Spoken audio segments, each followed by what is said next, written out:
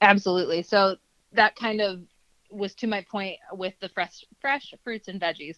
Of course, that's not going to be realistic for all people right now, whether it's access, whether it's financially, whether it's just logistics of getting it and keeping it. So I think the first thing I would say is that, canned fruits and veggies, frozen fruits and veggies sometimes get a bad rap because, fresh is king, but really canned fruits and vegetables and frozen fruits and vegetables especially can absolutely play a role in our diet on any given day, and especially in a situation like this. So, if you're able to get some of that shelf stable fruits and veggie type products, that's awesome. Canned fruit is great if you can get it in like a light syrup versus a heavy syrup. That's going to cut down on the added sugar a little bit. But again, any fruit is better than no fruit, in my opinion.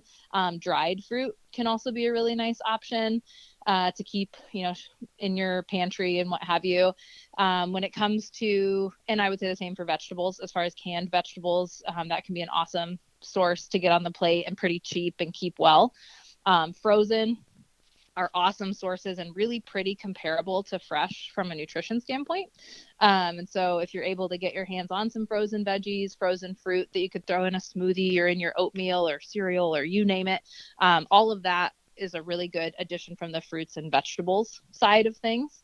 And then two, think about things that keep well in a pantry. Potatoes are a great carb-rich vegetable that keep pretty well in your pantry. Things that'll last a little bit longer, like carrots, apples, oranges, versus your things like berries, for instance, that might go bad pretty quick, or leafy greens that might wilt and go bad pretty quick. So I think people can be thoughtful around those and include not just fresh, but also canned and frozen. And then on the other, our other pieces of our plate, which are also really important, protein is always some of the more expensive things that are going to end up in your cart. But there are so many really good proteins that are really pretty cheap and keep well.